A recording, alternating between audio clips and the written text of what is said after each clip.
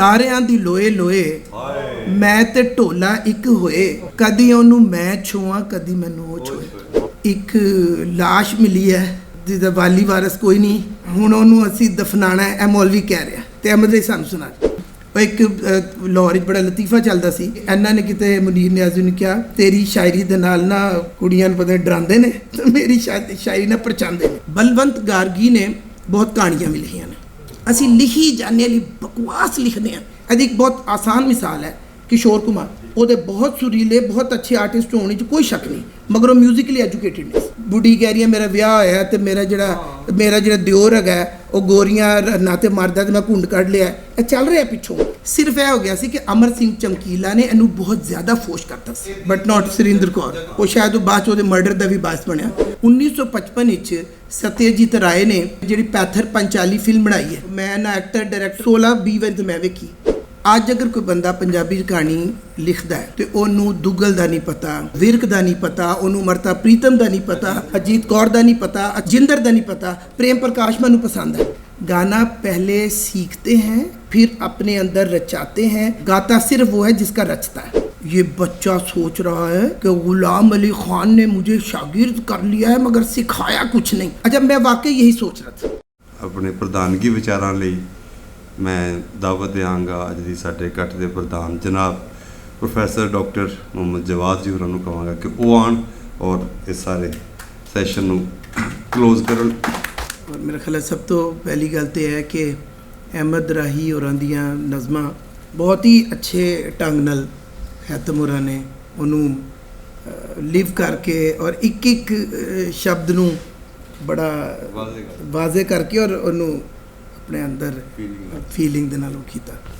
अच्छा, एक नफसियाती मसला है कि कोई मेरे नाल है कि जो कोई अहमद राही ਦਾ ਜ਼ਿਕਰ ਕਰੇ ਤੇ ਮੈਨੂੰ ਸਭ ਤੋਂ ਪਹਿਲੇ ਉਹਨਾਂ ਦੇ ਇੱਕ ਫਿਲਮੀ ਗਾਣੇ ਦੀ ਇੱਕ ਲਾਈਨ ਯਾਦ ਆ ਜਾਂਦੀ ਹੈ। ਉਸ ਤੋਂ ਬਾਅਦ ਜਿਹੜੀ ਮੇਰੀ ਮੁਲਾਕਾਤ ਬਹੁਤ ਤਵੀਲ ਸੀ, ਉੱਥੇ ਚੰਦ ਇੱਕ ਬਹੁਤ ਹੀ ਬੇਬਦਲ ਗੱਲਾਂ ਮੇਰੇ ਯਾਦ ਆ ਰਹੀਆਂ। ਇੱਕ ਉਹਨਾਂ ਦੀ ਲਾਈਨ ਹੈਗੀ ਹੈ ਫਿਲਮੀ ਗਾਣੇ ਦੀ ਕਿ ਉਹ ਅੱਛਾ ਲਾਈਨ ਆਉਂਦੀ ਹੈ ਤੇ ਫਿਰ ਭੁੱਲ ਜਾਂਦਾ ਕਿ ਗਾ ਕੌਣ ਰਿਹਾ ਹੈ, ਧੁਨ ਕਿੰਨੇ ਬਣਾਈ ਹੈ, ਜਿਹੜੀ ਉਹਦੀ ਤਾਕਤ ਹੈਗੀ ਸੀ ਕਿ ਅਸੀਂ ਗਾਣ ਵਾਲੇ ਭੁੱਲ ਜਾਂਦੇ ਸੀ ਕਿ ਤਰਜ਼ ਕਿੰਨੇ ਬਣਾਈ ਹੈ ਤੇ ਗਾ ਕੌਣ ਰਹੀ ਹੈ।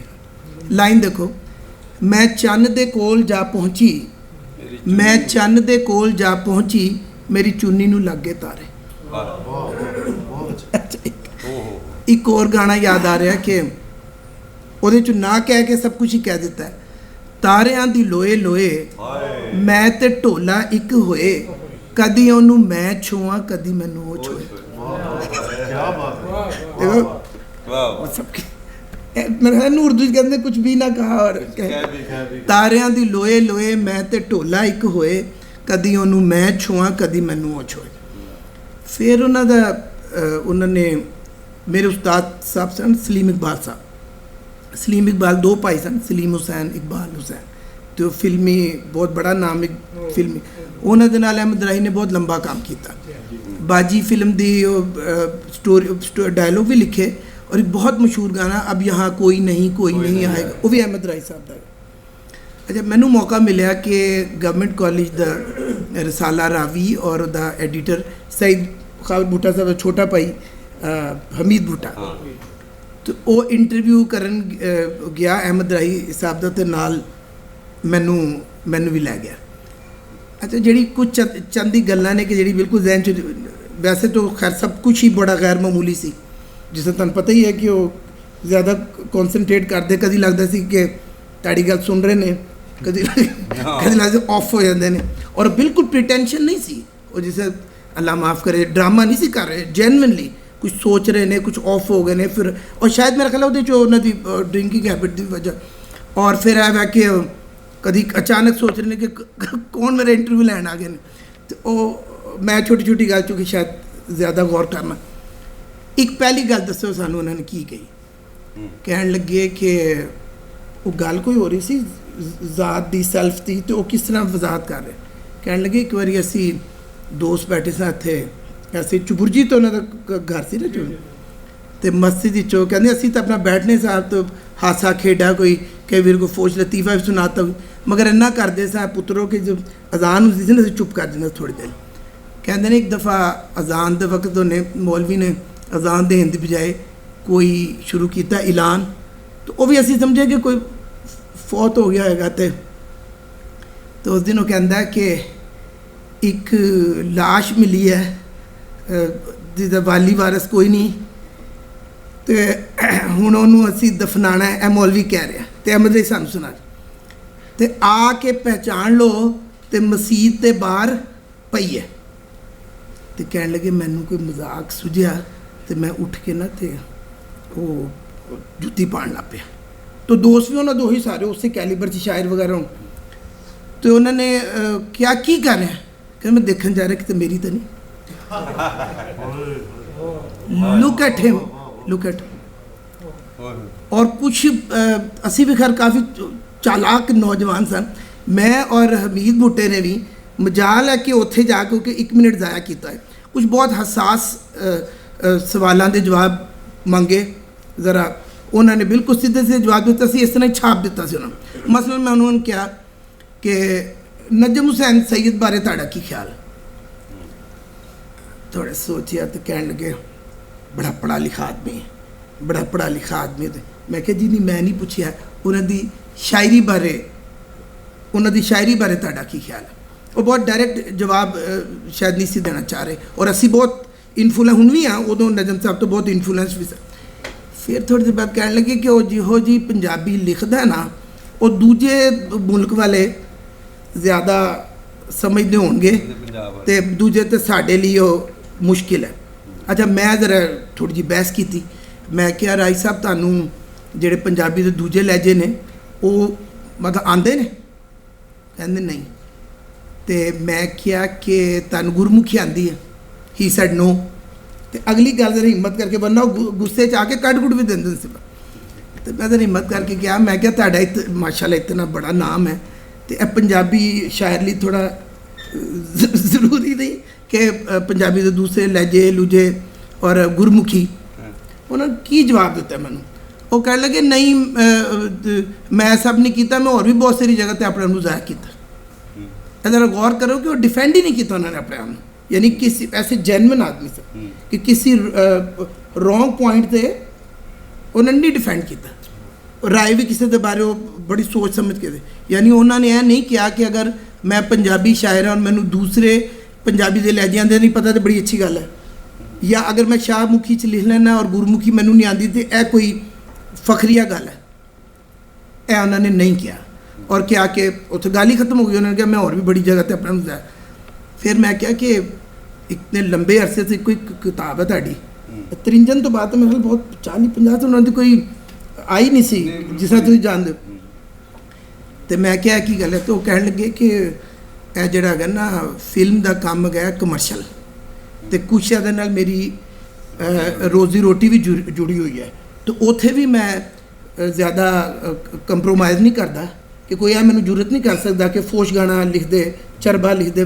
मगर यह है कि किताब का जितने तक ताल्लुक है तो मेरे अंदर बहुत सख्त क्रिटिक है, तो मैं एवें किताब दोबारा छापना नहीं चाहता। त्रिंजा ने बहुत ज़्यादा मोटी किताब नहीं की और एक लंबा अरसा बस वो ही सी।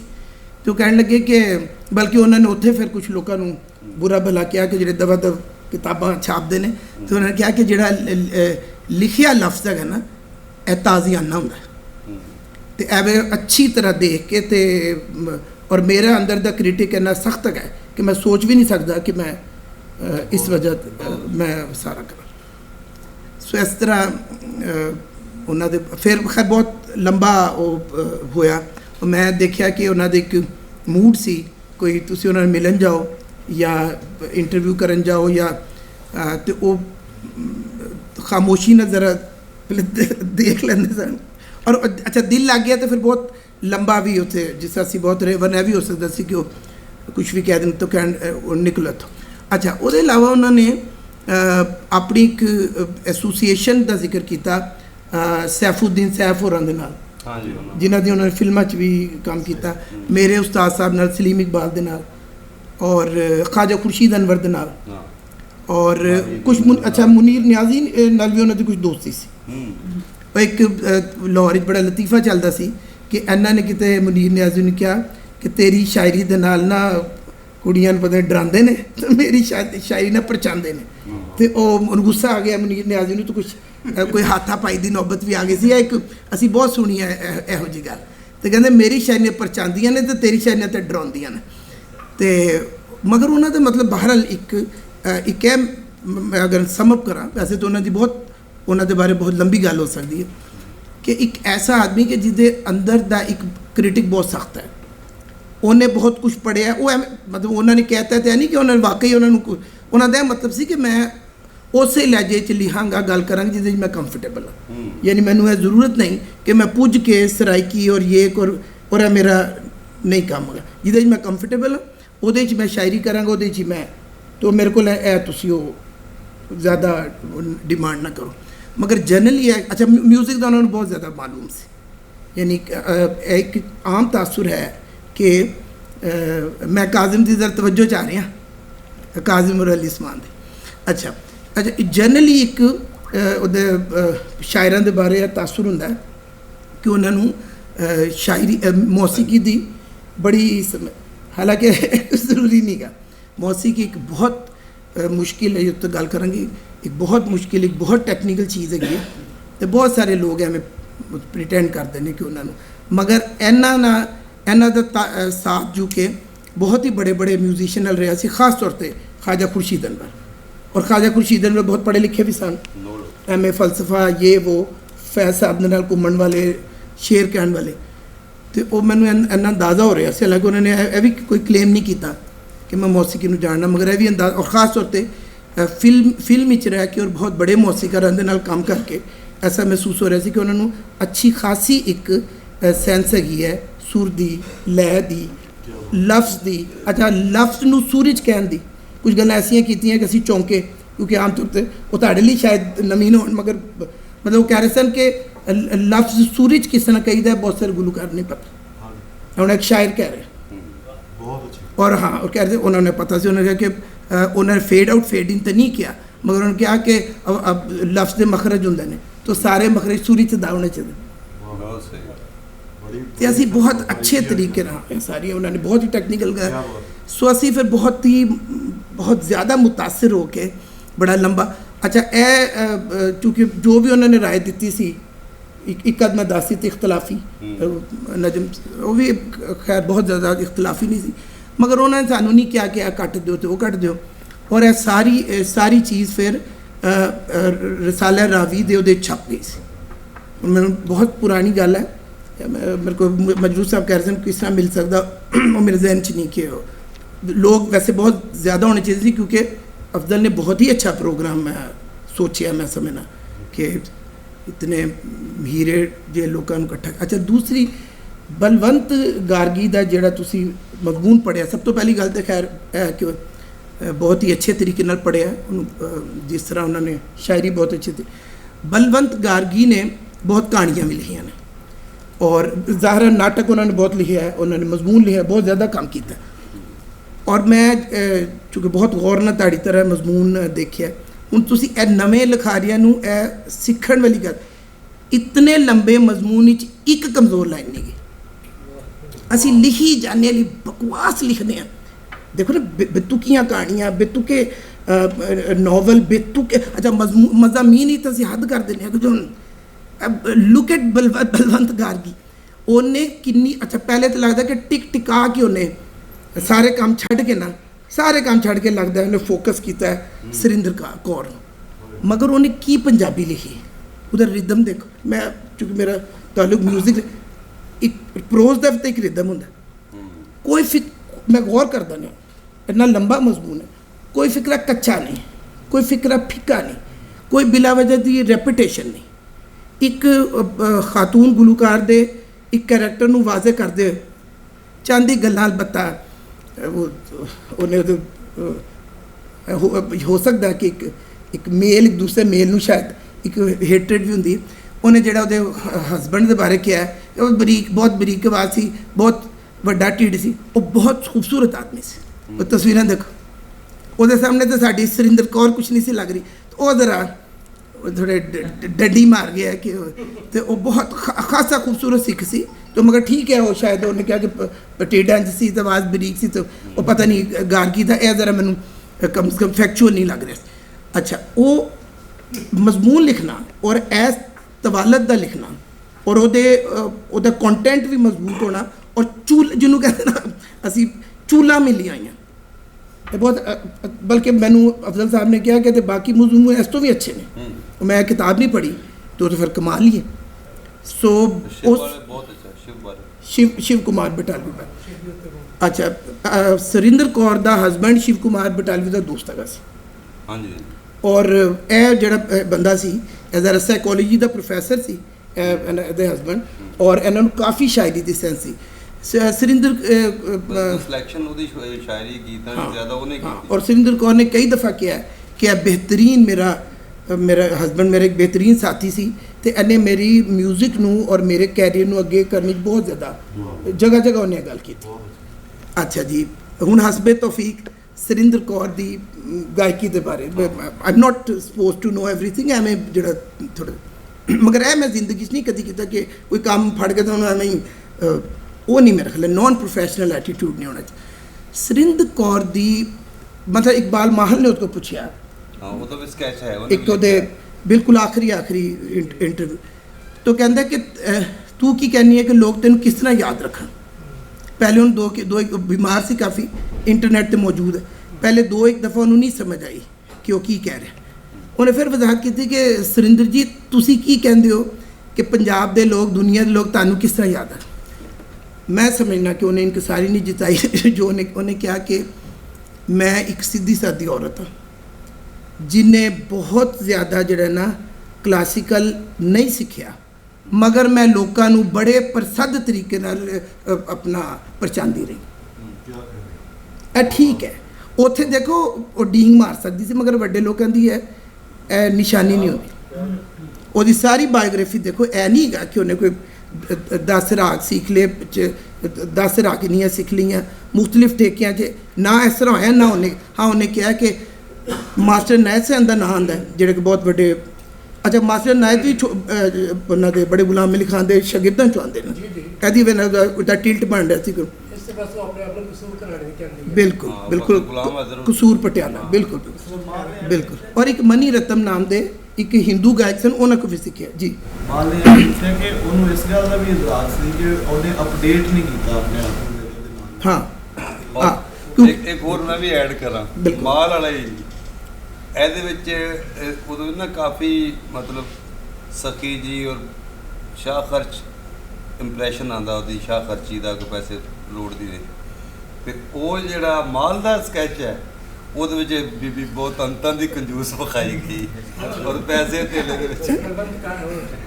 ਉਹਨਾਂ ਦੀ ਗਾਇਕੀ ਦੇ ਬਾਰੇ ਮੈਂ ਸਿਰਫ ਇੰਨਾ ਕਹਾਂਗਾ ਕਿ ਗੁਲੂਕਾਰਾਂ ਨੂੰ ਮਤਲਬ ਸਾਨੂੰ ਇੱਕ ਆਦਤ ਹੁੰਦੀ, ਮੇਰਾ ਖਿਆਲ ਹੈ ਕਿ ਬਾਕੀ ਲੋਕਾਂ ਨੂੰ ਵੀ ਹੁੰਦੀ ਹੋਏਗੀ, ਸ਼ਾਇਰਾਂ ਨੂੰ ਵੀ ਔਰ ਨਸਲ ਲਿਖਣ ਵਾਲੇ ਨੂੰ, ਕਿ ਉਹ ਅਸੀਂ ਕਿਸੇ ਨੂੰ ਭਾਵੇਂ ਬਹੁਤ ਹੀ ਸੀਨੀਅਰ, ਪਤਾ ਨਹੀਂ ਬੁਰੀ ਆਦਤ ਅੱਛੀ ਹੈ, ਕਿਸੇ ਸੀਨੀਅਰ ਨੂੰ ਮਤਲਬ ਮੈਂ ਸੁਣਾਂਗਾ ਨਾ ਤੇ ਅਨਕੌਂਸ਼ੀਅਸਲੀ ਮੈਂ ਬਹੁਤ ਉਹਨੂੰ ਕ੍ਰਿਟੀਕਲੀ ਦੇਖਣਾ ਸ਼ੁਰੂ ਹੋ ਜਾਵਾਂਗਾ। ਤੇ ਮੈਂ ਇਹਨੂੰ ਜ਼ਰਾ ਫਰੈਸ਼ ਕੀਤਾ ਤੁਹਾਡੇ ਲਈ ਸਭ ਨੂੰ। ਤੇ ਮੈਂ ਸੁਰਿੰਦਰ ਕੌਰ ਨੂੰ ਵੀ ਦੇਖਿਆ ਬਹੁਤ ਕ੍ਰਿਟੀਕਲੀ ਕਿ ਕੀ ਮਤਲਬ, ਪਹਿਲੀ ਗੱਲ ਤਾਂ ਹੈਗੀ ਹੈ ਕਿ ਉਹ ਖਾਤੂਨ ਬਹੁਤ ਸੁਰ ਸੀ, ਬਹੁਤ ਲੈਚ ਸੀ, ਔਰ ਫਿਰ ਸੁਰ ਦੇ ਵਿੱਚ ਇੱਕ ਕੈਫੀਅਤ ਵੀ ਸੀ। ਉਹਨਾਂ ਦੇ ਗਾਣੇ ਤੋਂ ਨਹੀਂ ਲੱਗਦਾ, ਇੱਕ ਮਿਊਜ਼ਿਕ ਦੀ ਵੀ ਐਜੂਕੇਸ਼ਨ ਹੁੰਦੀ ਸਾਡੇ, ਜਿੱਦਾਂ ਐਮ ਏ ਐਮਫਿਲ PhD ਹੈ, ਸਾਡਾ ਮਿਊਜ਼ਿਕ ਵੀ ਕੁਛ ਐਸਾ ਨਹੀਂ ਚੱਲਦਾ। ਗਾਣੇ ਤੋਂ ਤਾਂ ਨਹੀਂ ਲੱਗਦਾ ਕਿ ਉਹਨੇ ਮਿਊਜ਼ਿਕ ਦੀ ਉਹ ਠੀਕ ਕਹਿ ਰਹੀ ਸੀ ਕਿ ਮਿਊਜ਼ਿਕ ਦੀ ਬਹੁਤ ਢੇਰ ਸਾਰੀ ਐਜੂਕੇਸ਼ਨ ਲਿੱਤੀ।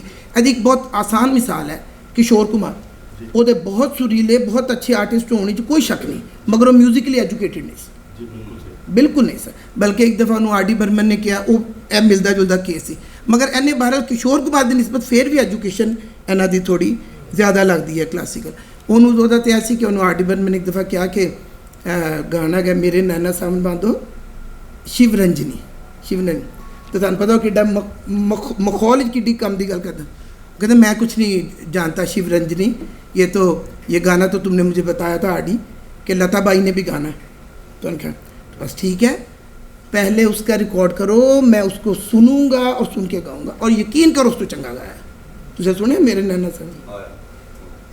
सो एक इल्म कसब है म्यूजिक विच भी हो सकता है, नहीं हो सकता, म्यूजिकली एजुकेटेड होना या ना होना, जिस तरह राही साहब कर सके ऐ सब चीज मैं नहीं किया।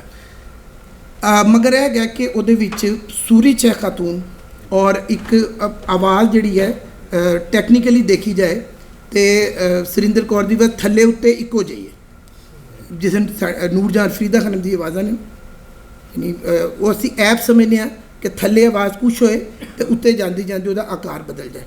लंबी उच्ची आवाज़ है, सुर च है, लय च है और वो अपना मिजाज है और कुछ वो हसबैंड की जी कंपनी रही है और जिहड़ी चीज़ गा रही है उन्होंने बहुत बिलीव इन कर रही। इन्हें शिव कुमार की भी कई चीज़ां गाइया ने, यह भी गाई हुई है, गमा दी रात लम्मी है जा मेरे जी अब मैं यह भी बहुत अच्छी। फिर कुछ लोगों नाल इन्हां दे डू इट बहुत बहुत अच्छे गाए सुरिंदर कौर ने। बिल्कुल बिल्कुल अच्छा, जितों तक गल हैगी है कि कुछ लोगों ने इल्ज़ाम लाया कि वो फोश गांदी सी, नहीं वो इल्ज़ाम गलत है। पंजाबी दी सिठनियाँ नहीं होंदियां, और फोश ही ने और जी शादियाँ ब्याह, यानी वो एक साडे चलता आ रहा है, नहीं कि सारा कुछ यही होंदा है कि जी बुढ़ी कह रही है मेरा ब्याह होया तो मेरा जो दिओर है वो गोरियां नाते मारदा तो मैं घुंड कढ़ लिया, यह चल रहा पिछों, या मेरा जो सौहरा है वो तो मैं ज़रा सिर्फ यह हो गया सी कि अमर सिंह चमकीला ने इनू बहुत ज़्यादा फोर्स करता सी, वो शायद वो बाद च मर्डर का भी बास बनया, उन्हें कुछ इनू यह सारिया चीज़ों लैके तो इनू चमकीले नू फोर्स किया जा सकता, बट नॉट सुरिंदर कौर।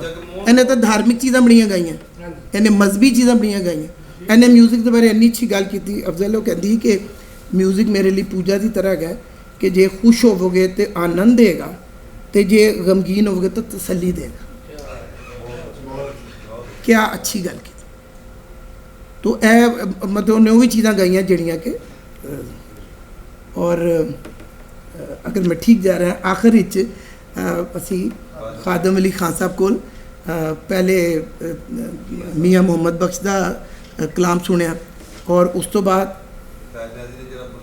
जो तुम कह रहे हो कि बुले शाह दे नाल वाबस्ता है, ताड़ा की ख्याल है कि बुले शाह दी नहीं गी? अच्छा ओके ओके माही गल है तो किदी है नहीं पता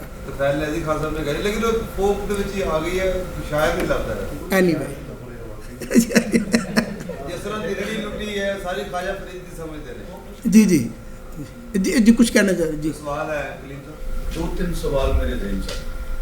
नंबर 1 कि फिल्म की चीज़ है, क्या माशरे नूं समझाउण वास्ते किसी तरीका इस्तेमाल करते हैं, या ये with the passage of time and for the time mean एक इंटरटेनमेंट?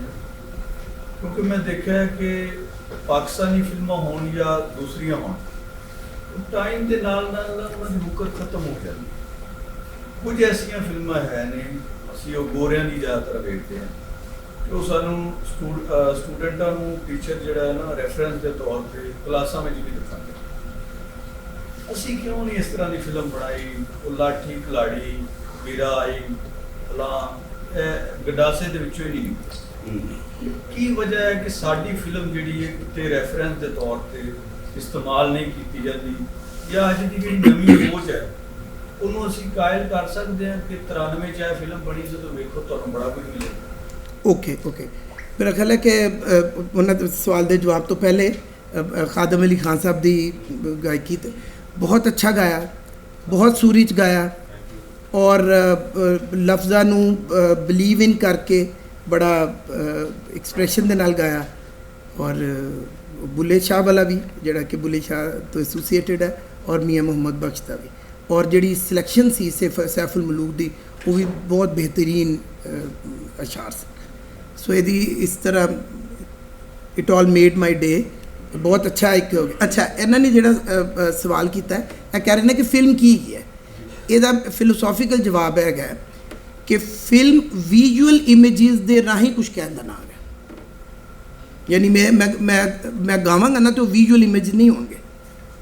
और अगर अच्छा अगर तुसी अखा बंद करके सुनोगे तो ਉਹਦੇ ਤੁਹਾਡੇ ਵਿਜ਼ੂਅਲ ਇਮੇਜ ਬਣ ਸਕਣਗੇ, ਮਗਰ ਸਬਜੈਕਟਿਵ।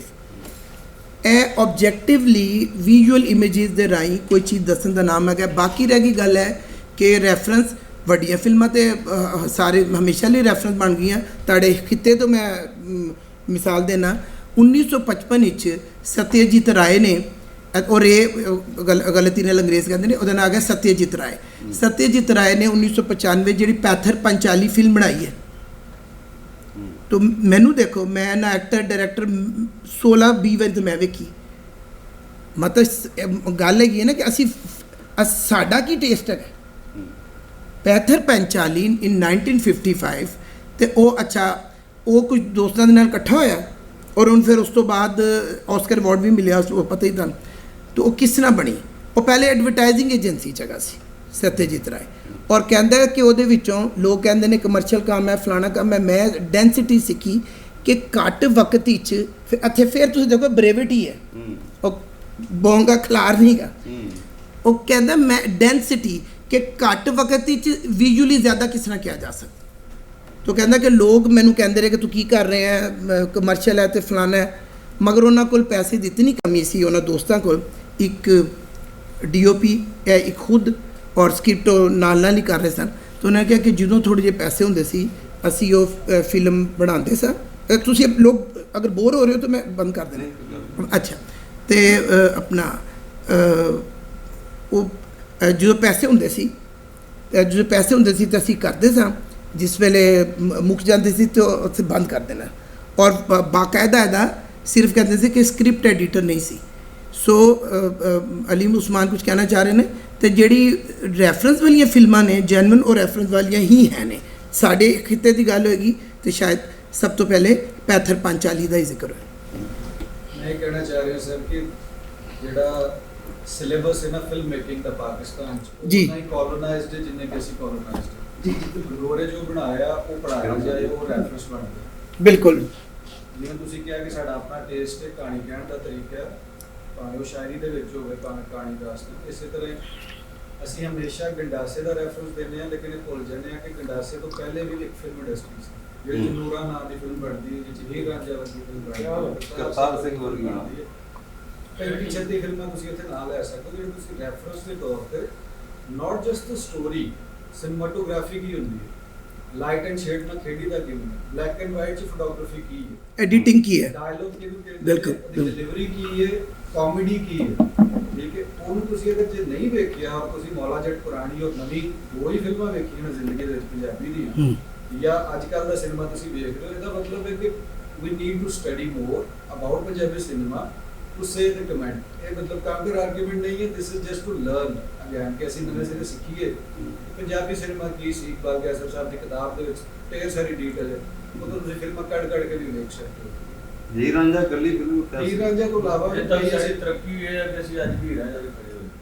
ਨਹੀਂ, ਗੱਲ ਰੈਫਰੈਂਸ ਦੀ ਤੁਸੀਂ ਕੀਤੀ ਹੈ। ਉਹਨਾਂ ਦਾ ਕਿੱਥੇ ਖੜੀ ਫਿਲਮ ਉਹ ਤੇ ਜੀ ਜੀ ਅਸੀਂ ਉਸੇ ਕਹਾਣੀ ਨੂੰ ਪਿੰਨੀ ਜਾਂਦੇ ਹਾਂ। ਨਹੀਂ, ਨਵਾਂ ਕੀ ਲਿਖਿਆ। ਅੱਛਾ, ਮੈਂ ਅਰਜ਼ ਕਰਦੇ ਹਾਂ ਕਿ ਡਿਕਲਾਈਨ ਜਦੋਂ ਆਉਂਦਾ ਹੈ ਨਾ ਉਹ ਹਰ ਚੀਜ਼ 'ਚ ਹੁੰਦਾ। ਮਿਊਜ਼ਿਕ ਕਿੱਥੇ ਗਿਆ? ਸੁਰਿੰਦਰ ਕੌਰ ਗਈ ਤੇ ਕੋਈ ਹੋਰ ਸੁਰਿੰਦਰ ਕੌਰ ਨਹੀਂ ਆਈ, ਅਹਿਮਦ ਰਾਈ ਸਾਹਿਬ ਗਏ ਤੇ ਨਹੀਂ ਆਏ, ਠੀਕ ਹੈ। ਔਰ ਤੁਹਾਨੂੰ ਹਰ ਚੀਜ਼ ਮਿਲਦਾ, ਸ਼ਾਇਰੀ, ਮੁਸੱਵਰੀ, ਜਿਹਨੇ ਫਾਰਮਸ ਆਫ ਆਰਟ ਨੇ, ਫਿਲਮ ਵੀ ਉਹਨਾਂ 'ਚ ਵੇਖ ਕੇ, ਔਰ ਉਹਦੇ ਰੀਜ਼ਨਸ ਪੋਲੀਟੀਕਲ ਵੀ ਹੋ ਸਕਦੇ ਨੇ, ਮਜ਼ਹਬੀ ਸ਼ਿੱਦਤ ਪਸੰਦੀ ਹੋ ਸਕਦੀ ਹੈ, ਹੋਰ 70 ਚੀਜ਼ਾਂ ਹੋ ਸਕਦੀਆਂ ਨੇ। That is a debatable thing. ਲੇਕਿਨ ਪੰਜਾਬੀ ਫਿਲਮ ਇੰਡਸਟਰੀ ਨੂੰ ਗੰਡਾਸਾ ਕਹਿਣਾ is a very sweeping statement. ਐਵੇਂ ਹਰ ਵਾਰੀ ਸੁਣਨਾ, ਹਰ ਇੱਕ ਡਿਸਕਸ਼ਨ ਵਿੱਚ ਸੁਣਨਾ ਵਾ, ਥੋੜਾ ਜਿਹਾ ਮੈਂ ਜਜ਼ਬਾਤੀ ਹੋ ਰਿਹਾ, ਲੇਕਿਨ ਅਕਸਰ ਦੋਸਤ ਨੇ ਅਸਾਂ ਕੀ ਬਣਾਇਆ ਗੰਡਾਸੇ ਤੋਂ ਇਲਾਵਾ, ਅਸਾਂ ਬਣਾਈ ਹੈ ਨੂਰਾ, ਜਾ ਕੇ ਵੇਖ ਲਓ। ਕਰਤਾਰ ਸਿੰਘ ਬਹੁਤ ਪਹਿਲੇ ਦੀ ਬਹੁਤ ਅੱਛੀ ਫਿਲਮ ਹੈਗੀ ਹੈ, ਪਾਰਟੀਸ਼ਨ ਤੋਂ ਕੁਝ ਦੇਰ ਬਾਅਦ ਦੀ। ਸੋ ਗੰਡਾਸੇ ਤੋਂ ਇਲਾਵਾ ਫਿਲਮਾਂ ਸਾਡੇ ਕੋਲ ਆਏ ਨੇ। ਈਵਨ ਮਜਾਜਨ ਜਿਹੜੇ ਹੁਣ ਮਾਡਰਨ ਡੇ ਦੇ ਵਿੱਚ ਵੀ ਅਗਰ ਆ ਜਾਓ, ਚੂੜੀਆਂ ਵਰਗੀ ਫਿਲਮ ਜਿਹੜੀ ਉਹ ਥੋੜਾ ਲੱਗਾ ਖਾਂਦੀ ਹੈ, ਮਿਊਜ਼ਿਕ ਚੰਗਾ ਉਹਦਾ ਰਿਚ ਸੀ, ਉਹ ਸਾਰਾ ਕੁਝ। ਬਾਕੀ ਇਹ ਤੇ ਤੁਸੀਂ ਇੱਥੇ ਕਰਦੇ ਨਾ ਕਮੈਂਟ। ਦੂਸਰਾ ਹੈ ਕਿ ਸਰ ਇੱਥੇ ਅਹਿਮਦ ਰਾਈ ਸਾਹਿਬ ਦੀ ਗੱਲ ਹੋ ਰਹੀ ਹੈ ਔਰ ਸੁਰਿੰਦਰ ਕੌਰ ਦੀ ਗੱਲ ਹੋ ਰਹੀ ਹੈ। ਇਕਬਾਲ ਕੈਸਰ ਦੀ ਸ਼ਾਇਰੀ ਤੁਸੀਂ ਗਾਈ ਹੋਈ, ਤੁਹਾਡੇ ਕੋਲ ਹੁਣ 3 ਆਪਸ਼ਨ ਨੇ, ਤੇ 2 ਤਾਂ ਸਾਨੂੰ ਸੁਣਾ ਦਿਓ ਤਾਂ ਕਿ ਅਸੀਂ ਵੀ ਉਦਾਸ ਹੋਣ ਦੀ ਬਜਾਏ ਖੁਸ਼ ਹੋ ਕੇ ਜਾਈਏ। 3 ਆਪਸ਼ਨ ਨੇ ਅਹਿਮਦ ਰਾਈ, ਸੁਰਿੰਦਰ। ਨਹੀਂ, ਆਮ ਸੌਰੀ ਕਿ ਮੈਂ ਤੁਹਾਨੂੰ ਉਦਾਸ ਕਰ ਲਾਏ ਫਸ ਗਏ ਸਾਰੇ ਸਿਧਾਂਤ ਫਸ ਗਏ ਨੇ। ਜਵਾਬ ਸਾਹਿਬ ਇੱਕ ਗੱਲ ਮੈਂ ਵੀ ਕਰਾਂ। ਜੀ ਜੀ ਤੁਹਾਨੂੰ ਯਾਦ ਹੋਏਗਾ ਪੰਜਾਬੀ ਮਸਜਿਦ ਦਾ ਇੱਕ ਇਜਲਾਸ ਡੀਸੀ 'ਚ ਹੋਇਆ ਸੀ। ਅੱਛਾ ਉਹ ਸਾਹਮਣੇ ਖੜੇ ਹੋ ਬਿਲਕੁਲ ਖੜਾ ਹੋ ਜਾਣਾ। ਤੁਹਾਨੂੰ ਯਾਦ ਹੋਏਗਾ ਪੰਜਾਬੀ ਮਸਜਿਦ ਦਾ ਇਜਲਾਸ ਡੀਸੀ 'ਚ ਹੋਇਆ ਸੀ ਤੇ ਤਹਿਸੀਲ ਯੂਸਫ ਸਿੰਘ ਅਹਿਮਦ ਅਲੀ ਸਾਹਿਬ ਨੂੰ ਬੁਲਾਇਆ ਸੀ ਤੇ ਸਾਡੀ ਕੋਈ ਕਿਸਮਤ ਹੀ ਅਸੀਂ ਵੀ ਤੇ ਫਿਲਮ ਦੀ ਵੀ ਗੱਲ ਹੋ ਰਹੀ ਹੈ ਤੇ ਹੀਰ ਰਾਂਝਾ ਤੇ ਬਹੁਤ ਜ਼ਿਆਦਾ ਡਿਸਕਸ਼ਨ ਤਕਰੀਬਨ 3 ਘੰਟੇ ਉਹ ਤੇ ਮੈਂ ਸਮਝਦਾ ਜਿਵੇਂ ਫਿਲਮ ਦੀ ਗੱਲ ਹੋਈ ਕਿਉਂ ਕਿ ਉਦੋਂ ਇੱਕ ਗਾਣਾ ਰਾਏ ਸਾਹਿਬ ਨੇ ਕਿਹਾ ਕਿ ਮੈਨੂੰ ਦੂਸਰਾ ਦਾ ਬੋਲ ਨਹੀਂ ਮਿਲ ਰਿਹਾ ਸੀ ਨੈਣਾ ਵੱਲ ਰਿਹਾ ਲੇਕਿਨ ਜਦੋਂ ਉਹਨਾਂ ਨੇ ਕਿਹਾ ਜਦੋਂ ਫਰਦੋਸ ਮੇਰੇ ਸਾਹਮਣੇ ਆਈ ਤੇ ਦੂਸਰਾ ਜੁੜਾ ਵਾ ਨੈਣਾ ਵੱਲ ਮੈਂ ਕਹਿੰਦਾ ਕਿ ਹੀਰ ਰਾਂਝਾ ਜਿਹੜੀ ਹੈ ਨਾ ਉਸ ਤੋਂ ਬਾਅਦ ਵੀ ਅਗਰ ਜਿਹੜੀਆਂ ਫਿਲਮਾਂ ਆਈਆਂ ਉਹਨਾਂ ਦਾ ਜ਼ਿਆਦਾ ਅਸਰ ਇਸ ਵਾਸਤੇ ਹੋਇਆ ਕਿ ਮੀਡੀਆ ਜਿਵੇਂ ਮੋਲਾ ਜਾਟੇ ਉਹਦੀ ਪ੍ਰੋਜੈਕਸ਼ਨ ਬਹੁਤ ਜ਼ਿਆਦਾ ਹੋਈ ਹੀਰ ਰਾਂਝੇ ਦੇ ਦੌਰ 'ਚ ਪ੍ਰਿੰਟ ਮੀਡੀਆ ਸੀ ਉਹਦੀ ਘੱਟ ਹੋਈ ਇਹ ਜਿਹੜਾ ਮੀਡੀਆ ਨਾ ਇਹ ਜਿਹੜੀ ਕੀ ਕਹਾਂਗੇ ਐਡਵਰਟਾਈਜ਼ ਵੀ ਬਹੁਤ ਜ਼ਿਆਦਾ ਅਸਰ ਪਾਉਂਦੀ ਹੈ ਬਹੁਤ ਸਾਰੀਆਂ ਚੀਜ਼ਾਂ ਜਿਹੜੀਆਂ ਪਿੱਛੇ ਚਲੇ ਜਾਂਦੀਆਂ ਨੇ ਉਸ ਤੋਂ ਗਰਦ ਉਠਾਉਣੀ ਪੈਂਦੀ ਹੈ ਅਗਰ ਉਹਨਾਂ ਜਿਹੜੀਆਂ ਸਾਡੀਆਂ ਪੁਰਾਣੀ ਕਲਾਸੀਕਲ ਫਿਲਮਾਂ ਨੇ ਅਗਰ ਜਿਵੇਂ ਇਹਨਾਂ ਨੇ ਕਿਹਾ ਜੀ ਉਹਨਾਂ ਨੇ ਬਾਜਵਾ ਸਾਹਿਬ ਨੇ ਉਹਨੂੰ ਸਾਹਮਣੇ ਲਿਆਇਆ ਜਾਏ ਤੇ ਮੈਂ ਸਮਝਦਾ ਕਿ ਪੰਜਾਬੀ ਸਾਡੀ ਫਿਲਮਾਂ 'ਚ ਬੜਾ ਤਾਂ ਜੀ ਸੁਣਾ ਦਿਓ ਹੁਣ। ਤੇ ਮੇਰਾ ਖਿਆਲ ਹੈ ਕਿ ਪ੍ਰਧਾਨਗੀ ਕੀਤੀ ਜਾਏ ਗੁਲੂਕਾਰੀ ਨਾ ਕੀਤੀ ਜਾਏ ਉਹਨਾਂ ਨੇ ਬੜਾ ਅੱਛਾ ਅੱਛਾ ਇੱਕ ਚੀਜ਼ ਡਿਕਲਾਈਨ ਦੀ ਇੱਕ ਵਜ੍ਹਾ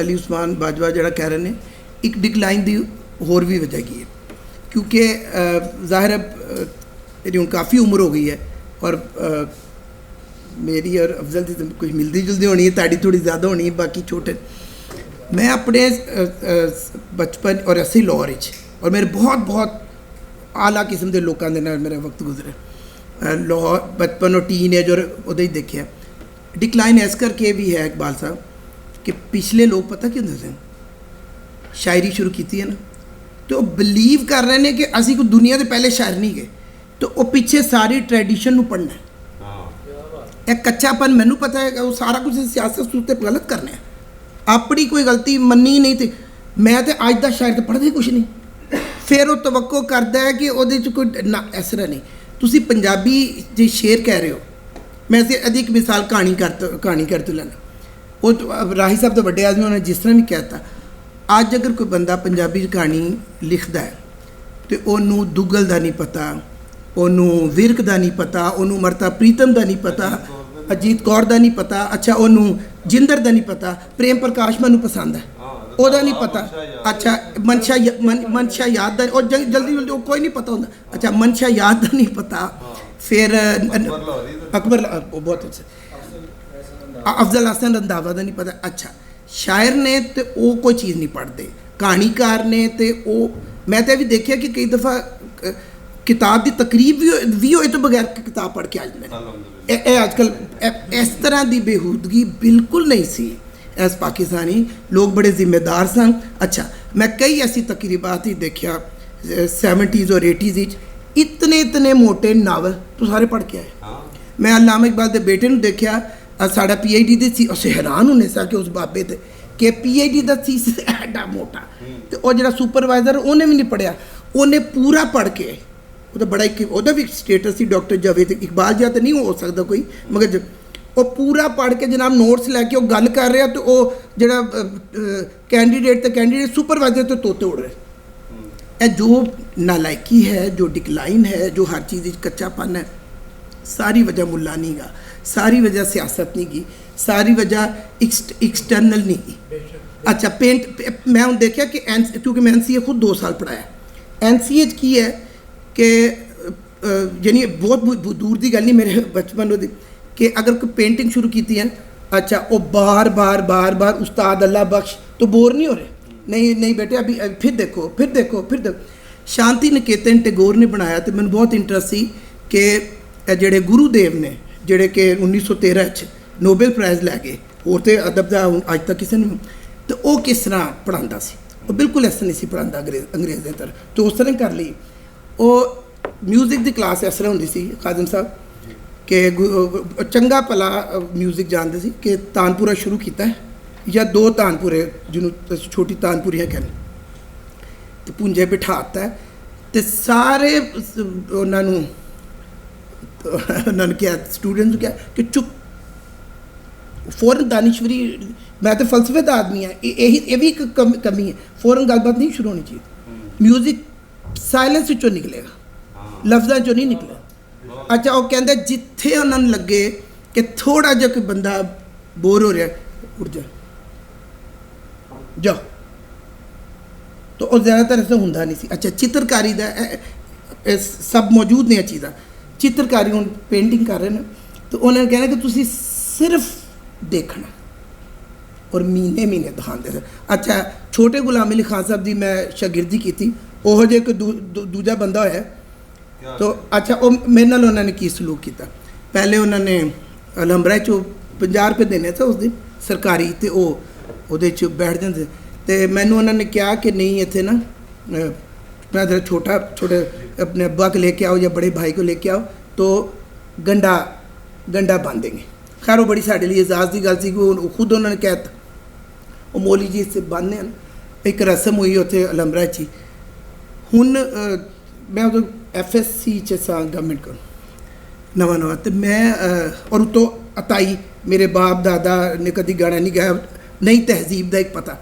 मैं सोचा कि खान साहब ने बाकायदा कह के रस्म की थी, तो अगले दिन ही हारमोनीयम पढ़ के सारे गामा पादारी सन 9 वो कई हफ्ते गुजर गए।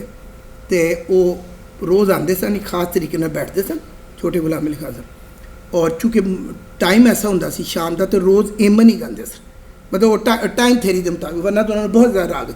तो उन्होंने मैनू कुछ कई हफ्ते कुछ नहीं मैं दसिया। एक दिन मेरे यानी वो लोग ही खत्म हो गए ने। अच्छा, अंतर ज्ञानी सर एक नज़र देख के ना तो उन्हें पता चल जाता कि अगला बंदा की कर रहा।